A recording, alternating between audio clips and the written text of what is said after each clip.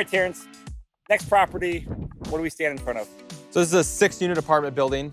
It's 4 large 2-bedroom, 1-bath units, and then 2 1-bedroom, 1-bath units. What makes it interesting is that 3 months prior, we sold a 22-unit apartment building, similar unit mix, same tenant class, same location. So we really understood the area, the rents, and all of the demographic of the neighborhood. So how far away is that other building? It's literally 2 minutes walking or like 1 block. Oh, so you really know this We area. know this area really well, yeah. So it's right off of Broadway, which is a main thoroughfare in Denver. It's in a suburb of Denver, Littleton. And as you can see, we're in front of a large grocery store, King Soopers, Starbucks, a lot of retail in this area. So a lot of these people are, they work and live all in this region. So the location's great. As you can see, everything's been well kept. It's just a solid core Denver neighborhood. Yeah, and I love all the brick multis over here. I mean, Right. they're solid. Yeah. So where'd you find this deal? So what happened was the owner, the seller, it lives in Greeley, so about 90 minutes away. He had owned it for a few years, was tired of property management, was getting older in age, and I think he'd just gotten tired of driving down here. He was managing it himself, so didn't have a property manager, handling all the maintenance, all the rent collection. And so he called a friend of mine and said, hey, what would it take for us to sell this before the end of the year? I don't really want to be driving to Denver anymore. And so we were able to buy it in a pretty short amount of time. What was the time frame from talking to close? Probably 30 days from the day I saw it to the day we closed. I mean, that's quick Yeah. for a multi. So. Right. Okay. Yep. And price-wise, we got some great comps here because there's a bunch of other places like this. Right. How did it fall in comparative to other places? So we were able to buy it probably 10% under market value. We ended up closing at $845. I think the comps around here are over 900,000 for similar products, similar unit mix. Okay. And then what's the game plan with this place? I mean, you bought it for what, about 10% below Right. market value. What's the condition? What's the rent like? So the condition is it's all outdated. What's nice is that he has added 4 new furnaces, water heaters in every unit, new electrical panels in the units, and then every unit except for the one. So 4 brand new washer dryer units in every unit. And so what we've experienced when we did that building down there is you get about $100 extra if you have forced heat and washer dryer in the units. And so that was the reason this was really attractive. So basically the rents right now are about $1,000, and we sold that building, the rents were $1,250 for 2s, and those did not have washer dryers.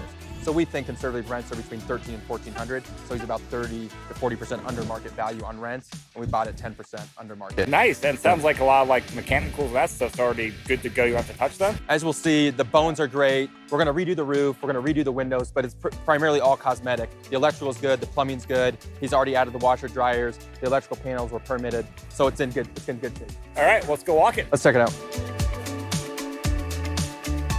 All right, so Terrance, financing this type of place, what'd you use? What are the numbers like? All that good stuff. And we get it done. So I used a bank that gave me 80% of the purchase price Okay. at 4.4%, interest only for 2 years. So it's basically a bridge loan. Because we're not planning on holding it long term, most of the loans we get are 24, 36 months, interest only. So we got 4.4%, 2-year fixed, 24-month. After 24 months, we can either term it out or refinance. So if things changed and we were able to get a lot more rent than we thought, or if we couldn't sell it, at that point, we would either refinance them out or they would term us out, which just means they would give us a 5 or 10-year fixed at a different interest rate. But right now with that 2-year interest only, this is amortized over 25 years, 30 years? 2 years interest only is amortized over 25 years. Okay. Yep. And then your plan is most likely to sell this place for 2 years, right? Yeah, the goal here, because we know the area, is we're gonna renovate it, stabilize it, put in new market tenants. Like I said, I think for the 2 bedrooms, we can get somewhere between $1,300 and $1,400 with the washer dryer, with the dishwasher.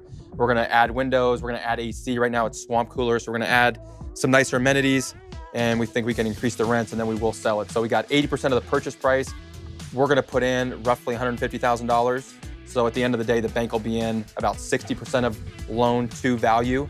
And it'll be nice for us because we don't have to get construction draws, and we got a little bit more leverage up front. So you brought the 20% down payment, plus some closing costs, and then you're funding the rehab. That's right. Okay. And so we'll talk more numbers at the end of this video, but talk about how you turn this, because now we're walking up. It looks like you still got some tenants in here. We're about to walk in a vacant unit. What's the strategy as you turn and up the rent? So what was nice is one of the tenants was already moving out when we went under contract. So we have 1 unit that we can start on right now. And I always like doing as much construction as I can during the winter. Right now it's freezing. I can't wait to get inside. So it's not the best time for people to be showing units. So we're gonna try and do a few of these units during the winter. Right now this one's vacant. We will probably serve 30-day notices and just help people, 2 or 3 tenants transition in February. So we'll serve the 30-day notice in January. We'll have 2 or 3 other units to do work in February, and then we'll be leasing March, April, and May. And then from there, we can just turn 1 or 2 more units. And the goal would be to sell, have it fully stabilized by October and on the market in late October, early November. Okay, so about a 1-year hold time about from close to close? That's right, yeah. Okay, and then as far as turning the units, you said you're going to do a couple now, and then are the other tenants, are they month-to-month leases? They're on month-to-month leases. It's been legacy since the owner lived in Greeley. He wasn't really big into paperwork. Some of them don't even have leases. And so what we'll do is we'll turn this one, and then we will continue to collect rent from the other, because the tenants are good. They've been here a long time. So, and we're just doing cosmetic stuff here. So whenever we're doing cosmetic remodel, which just means flooring, paint, light fixtures, new countertops, and coats of paint on the exterior, interior. It's all cosmetic. It's not intrusive. There's not going to be heavy machinery. We're not going to have semis of truckloads of concrete, or we're not doing anything that heavy. So it's not going to be disturbing the tenants. So on this one, we can continue to collect cash flow from the other 3 or 4 tenants, and then why we'd renovate 2 or 3 at a time. So that's one of the nice things about multifamilies. You're always going to have 3 or 4 tenants paying you rent. Right. To probably cover your IO payments. Right. Then when you're turning 1 or 2 units, right? That's right. Yeah. So at the end of the day, I think we'll be able to collect an extra $30,000 in rent by doing it that way versus clearing the whole building. So that'll be nice.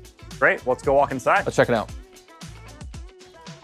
All right, so we are standing in one of the 1-bedroom units, right? That's right. We're in the living room. I mean, this does not look anything exciting. So what's your plans here? Yeah, so as you can see, the carpet's not that desirable. So we are going to, and you have the old vinyl floors. We have an outdated hot water heater and furnace in this one, so we'll be able to show that. What we're gonna do is we're gonna add a light fixture here in the middle. So in some of the higher end neighborhoods, we would do recessed lighting. Come in here, open up the ceilings, do can lights. In this one, we're just gonna do 1 light fixture here. It doesn't really need anything extra. Yeah, a tall enough ceiling where you can get away with that. That's right. We'll do that. We'll paint all the walls. We're gonna just brighten it up. Right now it looks like this thing's been smoked in for like 25, 30 years. So it's a nice dark yellow. So we'll brighten it up. We'll do new light fixtures. We'll do new flooring. So we're just gonna do our standard LVT all the way through. So you're ripping out the carpet, right? We'll rip out all the carpet, yep. And then we'll go over with new flooring, new coat of paint, new light fixtures, and then when we get in the kitchen, we'll be able to talk about what we're gonna do in there. All right, what about windows? Because this is something are these windows good? Did they be replaced? Yeah, so we're gonna go back with vinyl double pane windows, and it'll just be better. It'll be better for the tenants. They'll be able to use them better. It'll be better for their utilities. And then we're also gonna add AC. So right now it's a swamp cooler. So what is a swamp cooler? A lot of people don't know what those are. So basically it just recycles cold air. The way I understand it, I'm not a mechanical contractor, but basically it just recycles cold air. And what we're gonna do is do forced air. We already have the forced heat. So then adding the AC is pretty cheap, and it just makes a nicer amenity, whereas we'll get a higher class tenant and they'll pay a premium because they have basically the air on command. They can control the flow and the temperature better. So you're just gonna rip this out, cover it over, texture and paint? That's right. We'll rip it out, we'll texture and paint on the outside, we'll add the brick back. They also kind of look pretty ugly as we go out. You'll be able to see it. They're like 25-year-old swamp coolers, just don't look that attractive. I mean, it does cool things down a little bit, but nothing is as good as having a real AC unit. So every unit will have its own furnace and AC that they can control. And that's right. That was one of the things that was really attractive, is they've already updated the electrical. They added the plumbing so that 4 of the units already have washer and dryer inside, which is just a nice amenity. And then they had the swamp coolers and they had forced heat. So all we're really having to do is connect an AC unit to the ducting. They already have it all ran. And what about the meters? Individual electric or what? So individual electric, yeah, and we'll go back and take a look at those. Great. Yep. All right, let's go walk the rest. Let's check it out. So as you can see, this kitchen's pretty slanted. It's not most ideal, but it won't really affect anything. We'll go in and we'll actually take down maybe half this wall to add some light and open it up a little bit.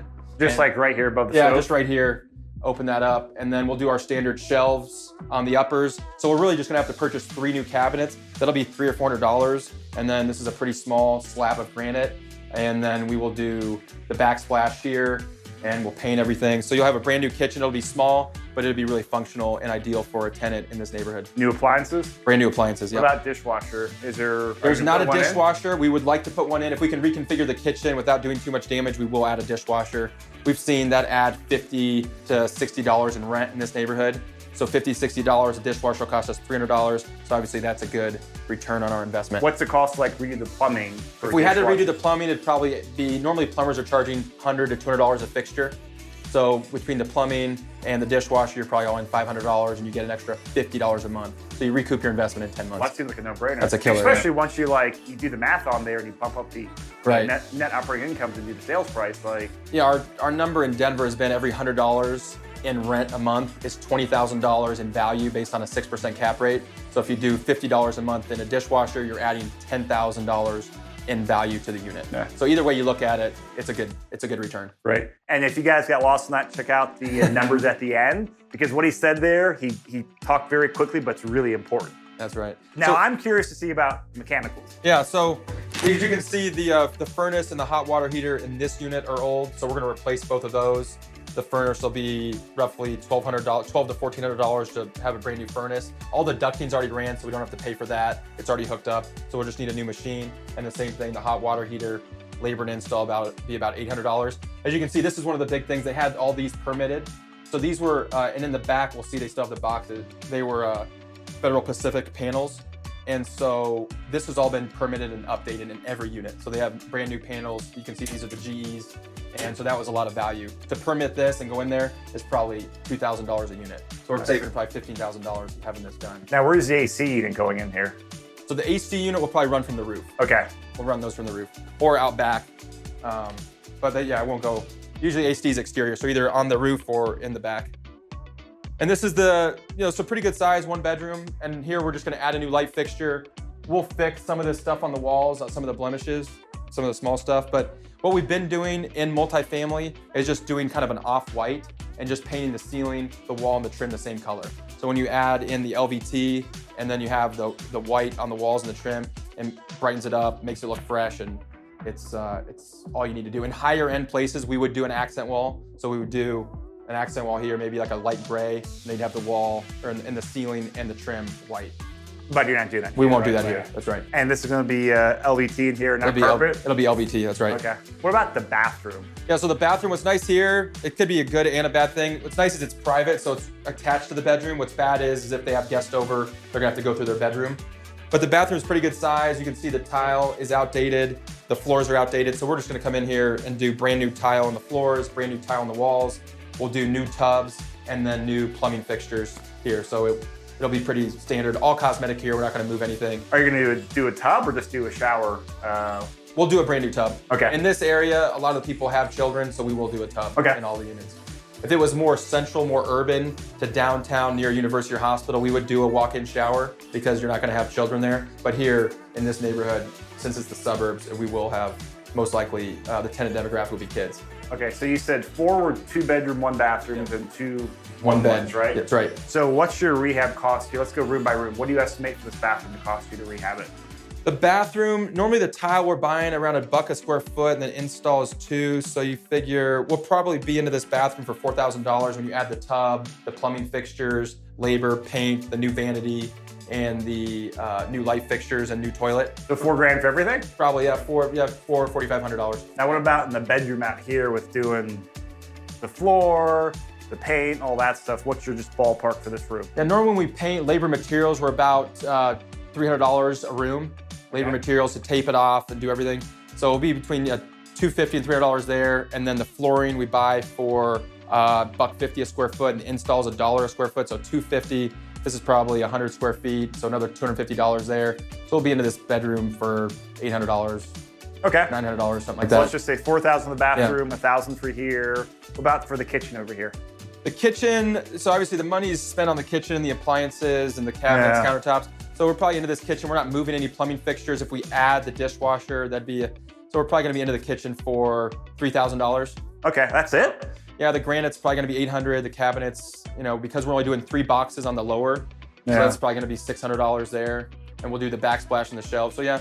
That's counting the new floor too, and Yeah, we should be between 3 and 3,500. Yeah. Okay. All in for this will be under $12,000 for the entire unit. Okay, and is that including the AC? That includes the AC. Wow. Yeah. Okay. Yeah. And then out here, I mean, it's just new flooring and new paint, right? New flooring, new paint. Yeah, new light fixture. Yep. Great. So anything else that, I know you have your checklist when you come through and walk properties and do that. Yeah. Any like other significant interior features that we should be looking at and sharing with the audience? I pretty much covered it. I mean, this one's, what struck me about this one is number one, the location, because we had just purchased and sold a property from start to finish down the street. So we knew the area, we knew the tenant demographic. We really felt comfortable with it being off Broadway, a major thoroughfare.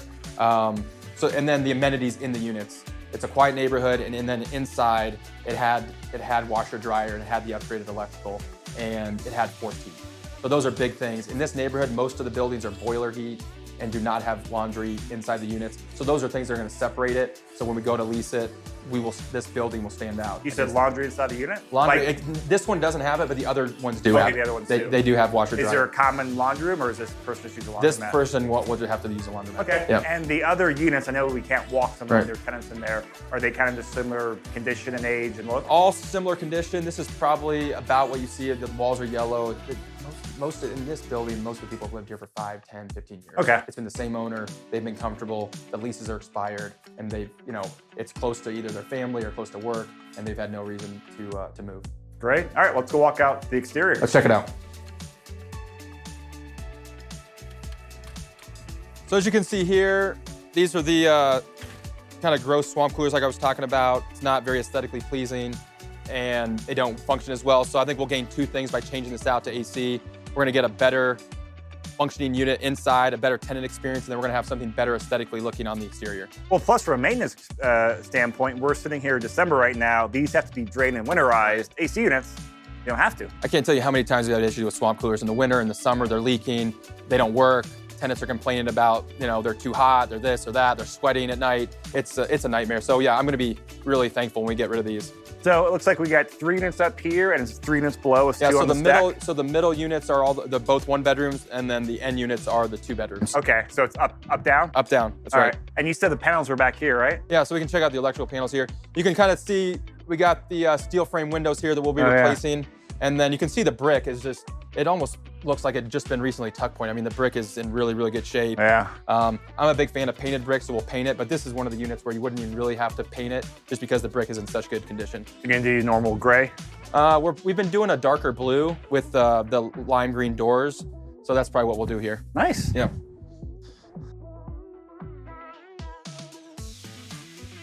All right, so let's talk about these panels back here.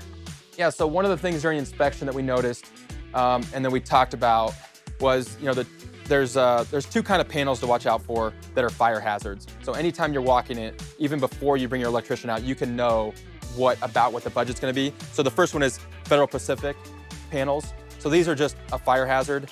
The way they're wired, these were mostly done in the 50s and 60s, and so all of these need to be replaced. So this is where the city made them update the panel's interior because all the wiring. So these boxes are old. We will replace these, but the wiring inside has been done in the interior units. So when we saw this, we knew that we were gonna have to replace these because these are a fire hazard. And then the other kind of panel you look at when you open it that is bad is when it has color. If it has blue, red, or yellow, it's a different kind of panel, and those are fire hazards as well. So there's two panels that you want to watch out for: Federal Pacific, and then anything with colors on the interior. Okay. That tells you that that's a fire hazard, and it has to be replaced. I can't remember the name of it. It's like a Vision or something panel, but the 2 to watch out for is Federal Pacific, and then anything with colors on the interior. Right away, that's a red flag to know we're gonna have to spend some money on electrical, and we're gonna need to get either a price reduction or buy it at a really affordable number. But they pulled new wiring through the units too? They pulled new wiring through the units, Nice. which is why, and they permitted it all, and that's why all the panels in each unit are brand new. Okay, so we got 7 panels out here, right? So what's it gonna cost to replace each one? It'll probably cost us around $2,000 each one to redo out here. So I know it sounds like since tenants have their individual furnace, water heater, electrical, a lot of utilities are off there. You have your common landlord panel. What do you pay for with that? Is it just lighting and so exterior lighting, and I believe exterior lighting I think is the only thing that's on the common one. Yeah. What about gas meters? The gas meters, I'm not sure where those are. Those might be. Yeah, the hot water heaters were gas meters. Yeah, right? those are gas. So yeah, we'll have to go Okay. around I think that might be on this side, which is before locked we walk right now. over there, the storage units, these always excite me because you can get extra money from them, right? Yeah, so one of the tenants is paying $50 a month. I believe one's $25, one's $50. So yeah, this is, what I liked about back here was it's nice and quiet. We saw the benches, the barbecue for tenants, and then they had storage. So anytime you have storage, you know that tenants are gonna be paying a little extra, so that was a bonus. Are you gonna add more storage, bump up rents for the storage, or? I think what we actually wanna do is expand the sitting area for the tenants to add just more of a common area. But yeah, we could, I mean, definitely that'd be one thing you could do is we could add a row of these. I think we'd, remove the barbecue, which I think people are gonna like, so we're gonna leave it. Yeah. But it was nice. I mean, this was a nice feature and something that we noticed during our walkthrough. Let's check out the front. All right. So one of the things I look for when I'm walking a building initially is the landscaping. And what's nice is you can see he had done mulch, he installed some new bushes here. So what's nice is even though the rents are under market and the units are outdated, he did spend some money, on the landscaping and the upkeep. You can see the grass is newer. It's been taken care of. You don't see trash anywhere. So that was one of the nice things I saw was an owner that actually cared, even though the units were outdated and the slope under-rented. looks good for a lot of the concrete working out here, like the water is draining away. That's right. He's taking good care of it. Yeah. That was one of the things that was attractive. Do you have a sprinkler system out here, do you know? He does have a sprinkler system, yeah. So as you can see, one of the nice things is, in other parts of Denver that are older, you don't have separately metered electrical and gas. In this unit, everything is separately metered, which just means it's more valuable to the next owner because he doesn't have to worry about covering any of the utilities. So everything is separately metered for every tenant. But standard one tap for water and sewer, right? One tap for water sewer, so we'd still have rubs, so we'd still bill that back. But the gas and electric, which are the biggest utility payments, are covered by the tenants and are individually metered. So with billing back for water and sewer, what do you normally bill back? So we do water, sewer, trash, and for the 1 bedroom, it'll be around $50, and the 2 bedroom, $75. Okay. And if gas is included, then normally that jumps about $50 per tenant. But with gas not being included, it'll be around $50, water, sewer, and trash. For the 1 bedroom, $75 for the 2. Great. Yep. All right, well, let's head back to the office, run some numbers, and we'll dig into it. Yeah, let's crunch some numbers. All right, Terrance, we're back in the studio. We're going to talk about this 6-unit apartment building we walked in Littleton, Colorado. All right, so we discussed numbers real quick while we were walking it, but run us through the purchase price, numbers, all that stuff. Bought it for $845,000. Had to bring 20% down, so instead of using private money, I used our bank in Iowa, and we had to bring 20% down at 4% interest rate. So the loan amount was $676,000. We did have closing cost on this. It was about 1% of the loan, so $5,000. It was a little less than 1%. And so for this, what type of loan? So was this a construction loan or is this a rental loan? I just have a line of credit. Okay. And with them, it's at 4%. And basically, I can just either refinance or purchase properties as much as I want in Denver with it. And you have a couple years of interest only on here, right? 2 years interest only. Yeah, that makes it nice for when you're renovating a property. Yeah. So the total estimate on redeveloping a property is about $145,000 to do it all. So walking the numbers on here, because this is different than we talked about a couple other multis you have going on here, is you are not doing 100% vacancy of the property. That's a little screw up in the PowerPoint slides there. But the rent numbers are right because there are 6 units here, and you are basically turning 2 units at a time while having the other 4 units rented out to currently legacy tenants. But then you'll vacate 2, turn the units, rent them, vacate to legacy tenants, and just repeat like that, right? That's right. They're on month-to-month leases. So part of the underwriting we touched on is, you want to know what the leases are. So they're month-to-month. So prior to the 30th of every month, I can issue a 30-day notice to the tenants that have the worst units or that are the lowest paying the least amount in rent, whatever the variables are. And then I can 30 days later start to renovate, lease them up, and then repeat the process. And so I was talking to the property manager who we both use, and she was telling me those are just some amazing tenants there. Are any of the tenants who've been there for a decade plus? Or any tenants moving from one unit to a new unit? Are you able to do that? Or yeah, so what's nice is some of the tenants are we'd prefer not to move. Can you just come in here and give us new appliances or refresh the unit, and we'll still come up to close to what your new market rate is. And then one of the other tenants actually did the first weekend that one of the units was available, signed a lease at the full market rent and said, I don't want to leave and I want to move to this unit. So basically just move up a door or down a door or something? musical chairs Great. with apartment buildings. All right, so your expenses while you're carrying this, about $2,500 a month in interest payments on that loan, about $400 a month in utilities, taxes are a little over $400 a month, insurance about $175. It's about $3,500 a month in total expenses. But you're bringing in rent of $4,200 a month there. So you're not negative cash flow. That's for making a couple bucks. Yeah. And so you were expecting about 8 months to do all this? Yeah, basically a unit every 2 months. Okay. So yeah, 8 months will be done. And we started with 1 unit vacant. So okay. So about 8 months, and then you'll be renting those up as you finish those. So once it's stabilized, your rent's going to be right around $102,000 for gross rents across all 6 units. And RUBS, because I know on the previous slide, I think from the previous P&L we talked about, there was just no bill back on the utilities, right?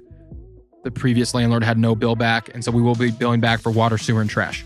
So, I mean, what, $7,500 a month per unit? Yeah, the 1 bedrooms, I think we're doing 60, and the 2 bedrooms, 75.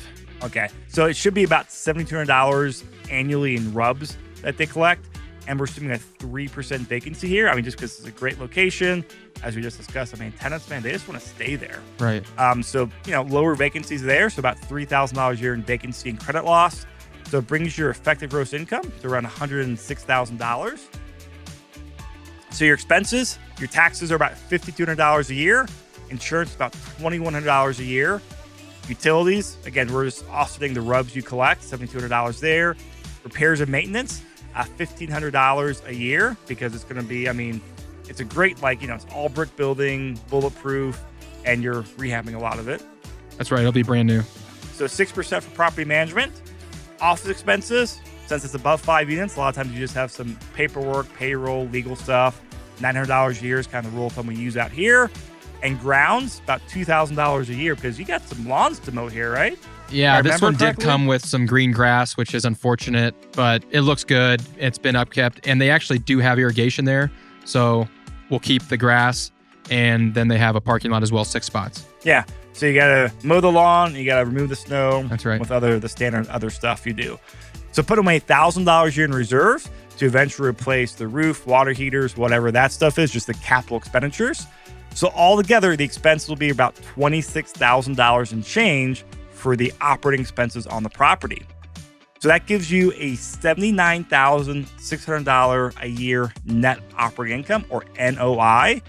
And that puts you about a 25% operating expense ratio, which is right in line with a small unit, great location, high rents, great shape. So looks good there. Now, from the monthly cash flow standpoint, once you rehab the properties, once you brought the tenants up to market rent, you'll be about $6,600 a month in NOI, because whether you hold on to it or you sell it to someone else, NOI is the same. That's right. It's your mortgage debt that's going to be different between if you keep it at your bank or if I come in and buy it. That's right. So your current payment's about $2,500 for the first 2 years of interest only. So you're cash flowing, north of $4,000 a year. Not bad. That's not a bad holding cost. Not bad. Now for the going through our 3 price exit scenario here, and this is where we run across 3 cap rates. We're putting 5.25, 5.5, 5.75, and realistically for this part of town, you'll probably be in that 5.25 to 5.5 is my guess. Yeah, I remember calling you on this before we closed on it just to see, poke some holes in it. But I think somewhere around 5.5 for this part of Littleton is probably conservative, and hopefully we'll hit that or maybe even do a little bit better. So all we did here is we take the net operating income, we divide by the respective cap rate to give us out a sales price. And so basically from a $1.3 to $1.5 million is the realistic range out there. Subtracting out 6% selling costs versus all the real estate transaction fees. No matter what price point you sell that, you still paid $845 for it. Development cost will be right around $145. Your carrying cost, about negative $15,000. So all the other profit is going to be anywhere from about $300,000 to $400,000 there on that place, which is, in my books, that's wow. This is a home run, yeah, because the development was a lot less intensive. We didn't have to pull any permits, deal with the city. It was purely cosmetic. And so this will be a great return on time. This will be a great project. All right, so let's run through. So someone comes out here and does a buy and hold rental on it. And they were assuming a 5.5% cap rate. They're going to be buying it for right around $1.45 million. Got to be putting 25% down, or most likely putting 25% down. So $360,000. About $10,000 in loan fees, so like a 1% of the loan balance. Acquisition fees around $10,000. They'll be all in for $380,000, give or take a few grand. And so our loan assumptions here is that this is coming from a local credit union. They'll do on multis 5 and above on a 5-year ARM, so an adjustable rate mortgage, which is how multis sell. 30-year amortization will be a 4.375% interest rate. So that first year of principal and interest payment is about $64,000 in mortgage payment. All right, well, let's look at the return on investment quadrant, which is this great visual guide our friend James Orr created, allows us to use, and talks about the 4 ways that you actually make money in real estate. And so what we're doing is we're taking the total initial investment, the down payment, the loan cost, the acquisition cost, all those fees with buying real estate. And we say, great, we're investing this amount of dollars. How are all 4 returns giving us what type of return on that money we put in there? So cash on cash, about $15,000 a year. So most people are familiar with this. This is your rents minus expenses minus mortgage debt.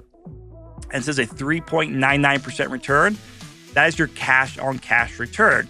So a 4% cash on cash return is about what we're seeing in multis right now. Regardless, a lot of times the condition they're in. I'd much rather be getting a 4% cash on cash return in a great multi, like one of the ones you have, versus all the ones out there, which are kind of like beat up, old pieces of junk. But 3 to 5% cash on cash is where things are falling. Appreciation, Denver is an appreciating market. And so we generally assume underwriting appreciation. We don't pay the bills with it, but we do underwrite at a 3% appreciation. So your debt pay down. This is one of the things I love. I love the bottom half of this quadrant because your debt pay down. Who's paying down that debt?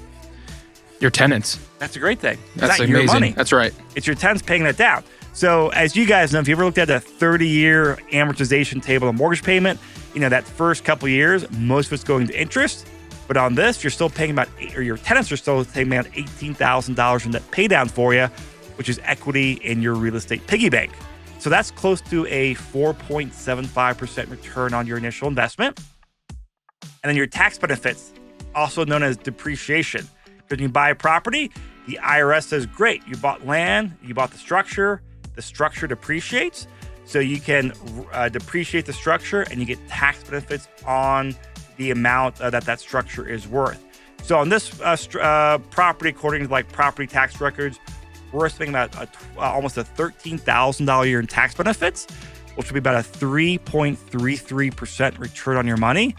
Altogether, close to $90,000 return on your money the first year when you add up all 4 ways, and north of a 20 to 23% return on your money.